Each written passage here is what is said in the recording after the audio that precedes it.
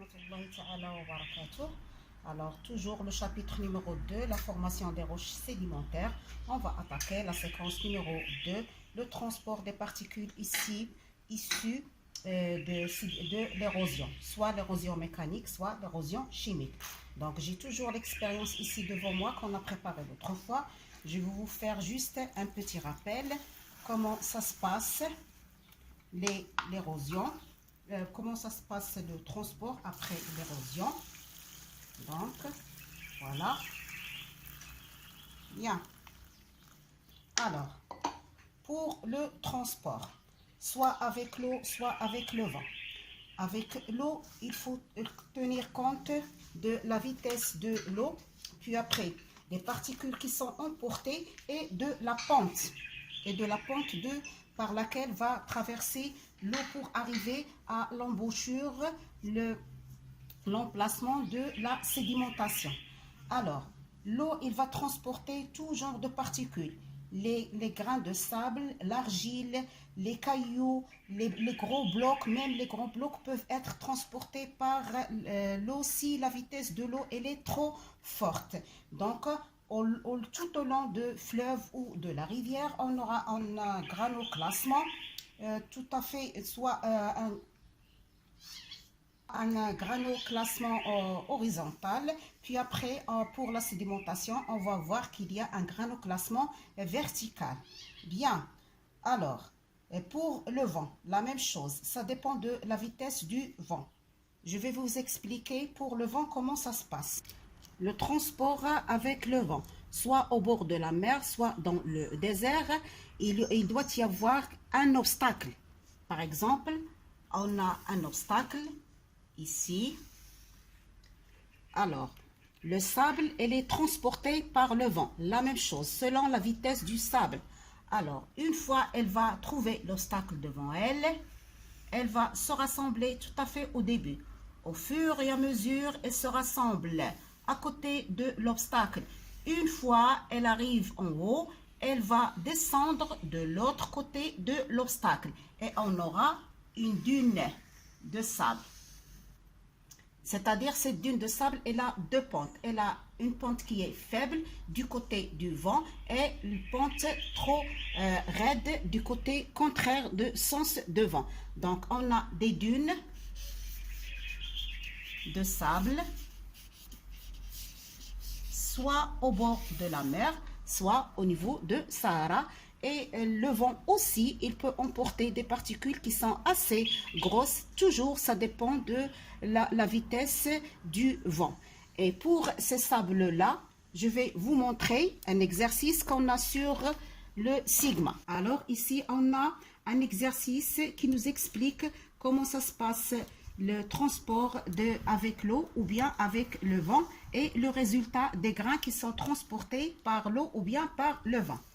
3 échantillons de sable pris dans 3 zones différentes, puis tamisés. Pour les séparer de l'argile, on les trempe dans l'acide chlorhydrique dilué pendant 10 minutes et on les sèche. On sélectionne 100 grains de quartz de chaque échantillon. Quand on observe à la loupe binoculaire, les résultats figurent sur le tableau ci-dessous. Les grains de quartz, les lieux, soit près de la roche-mère, c'est-à-dire dont ils sont issus ces grains, la couche de sable, et ici, il nous présente la mer et la couche de sable, ici, surtout celle de Sahara. Ici, on va faire un schéma du grain de quartz. Le premier cas, on trouve beaucoup des grains non usés, 85,5%. Au niveau de couche de sable, 15% de grains de quartz, 0 de grains de quartz. Pour deuxième cas, EL, c'est-à-dire émoussé luisant, 14,4%, 75%, 10%. Finalement, RM, rang mat, 0%, 10%, 90%. Ici, j'ai les 3 échantillons. Alors, NU, les grains non usés, غير محزة. Qu'est-ce que ça veut dire? Transparent ou coloré, anguleux, ont subi un faible transport, c'est-à-dire qu'ils n'ont pas été transportés avec une grande vitesse de l'eau. Ici, EL, qu'est-ce que ça veut dire? Grain émoussé luisant, mudamlaka wa barraqa, en des arêtes estampées par un transport hydrique. Finalement, ça c'est de la mer. Pour la mer, je vous ai présenté ici la mer, les grains de sable qui sont trop fins et les grains de sable qui sont grosses et qui sont trop coquillés. On va voir, et finalement, grains ronds et mat, mustadira ou ghair barraqa, sont dépolis et arrondis par un transport éolien. Bon, ici, on peut voir s'il est non usé, ou bien émoussé luisant, ou bien rond mat avec les lobes binoculaires. Mais ici, je n'ai pas de lobes binoculaires, je les ai présentés rien que des échantillons. Alors, pour l'explication, comparez le pourcentage des grains de quartz dans chaque échantillon. Le nombre de grains de quartz près de la roche-mère est élevé, c'est-à-dire 85,5% des non usés.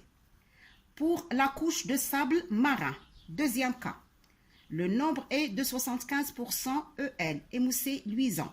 Quant à la couche de sable éolienne, le nombre est de 90% rond et mat. Pour le dessin, on va le faire sur le tableau. Pour les grains non usés, troisième question, quel est l'agent responsable de ces transports? Pour les grains non usés, ils sont transportés par l'eau de rivières ou des fleuves. Pour les grains émoussés luisants, sont transportés par l'eau de mer. Pour les grains ronds et mat, sont transportés par le vent. Cette manipulation, on va la laisser pour la sédimentation. Maintenant, je répète en arabe. بالنسبة للتجربة التي قمنا بها في المرة السابقة، تركنا النصف الثاني الذي يتكلم عن النقل، وقلنا على أن النقل يكون إما بواسطة المياه أو بواسطة الرياح. وعندما يكون النقل بواسطة المياه يجب أن نحترم الانحدار، سرعة المياه والأشياء التي سينقلها هذه المياه والتي ستقتلع من الجبال أو المنحدرات أو ما إلى ذلك. وبالتالي فإنها ستترسب في الأخير سواء على مستوى المصب أو في بحيرة، سنرى الأماكن التي يمكن أن يقع فيها الانحدار. هنا عندما تكلمنا عن لا دون دو سابل، الكتيب الرملي. الكتيب الرملي تأتي الرياح بسرعة شديدة، تتوضع الرمال في المرة الأولى، في المرة الثانية، وإلى ما إلى ذلك، إلى أن تصل إلى أعلى الحاجز. لا بد من وجود حاجز. فوق الحاجز فإن الرمال ستنسكب من الجهة المعاكسة، وبالتالي فإن الكتيب الرملي سيكون له منحدران، منحدر ضعيف ومنحدر قوي. إذن عندنا هنا التجربة التي تتكلم عن أنواع الرمال التي تنقل سواء بواسطة المياه أو بواسطة الرياح. إذن les grains non usés غير محزة، بما على أنها براقة وبألوان مختلفة ولها زوايا، ولكن لماذا؟ لأنها تعرضت لنقل، عملية نقل إنما ضعيفة. بالنسبة لأموسي لويزان، هنا عناصر للرمل فإنها مدملكة وبراقة، بمعنى على أن هذه العناصر فإن احتكت مع بعضها البعض بواسطة المياه حتى أصبحت لامعة. إذا إيموسي لويزان في هذا الرسم اللي عندكم هنايا. بالنسبة أخيرا لغامات وخصوصا الرمل ديال الصحراء، فإنها لا تكون لامعة جيدا، وإنما تكون مستديرة بواسطة ماذا؟ بواسطة الرياح التي تنقلها، وبواسطة الرياح فإنها تحتك مع بعضها البعض. إذا هنا عندي الرسم ديال غان اي مات. ألو بالنسبة للجواب عن السؤال الأول، يطلبون منا مقارنة النسبة المئوية، فاكتشفنا على أن الصخور التي تكون من قريبة من الصخرة الأم فإن تعطي عناصر تحتوي على نسبة الكوارتز 85.5%، وإنما هي غير محزة. بالنسبة لرمال البحر سواء الرقيقة أو الغليظة منها فإنها تحتوي على عناصر مدملكة وبراقة بنسبة 75%.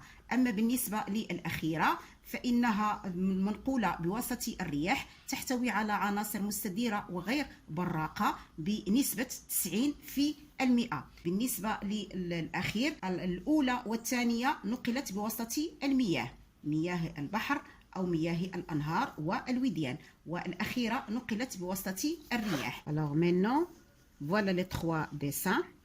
Le premier dessin, ça concerne les grains de quartz non usés, الغير المحزة. Deuxième, grain de quartz émoussé luisant, مدملكة وبراقة, émoussé luisant, voilà. Et la dernière, c'est rang mat, يعني مستديرة وغير براقة. الأولى تمثل لنا عند الصخرة الأم، الثانية من رمال البحر سواء الرقيقة أو الغليظة، والأخيرة الرمال المنقولة بواسطة الرياح. Donc j'aimerais bien que vous complétez ce tableau avec ces trois petits dessins. Autre chose, je vais vous montrer l'exemple que j'ai préparé pour vous pour cheminer des fées, الدمى. Alors, ça explique que l'érosion, soit par l'eau, soit par le vent, donc pour la roche qui est fiable, الصخرة تتفتت من الأسفل. لماذا؟ لأن الصخرة التي توجد في الأعلى فإنها تكون صلبة، وبالتالي فإن هذا عملية الحت تعطينا شكل من أشكال الحت كثيرة في الطبيعة، وإنما هذا نوع منها وهو الدمى أو le cheminée de fée. Alors l'érosion, il peut être selon la région où il se trouve, soit par l'eau, soit par le vent. Bien, merci bien. Prochaine séquence, Inch'Allah.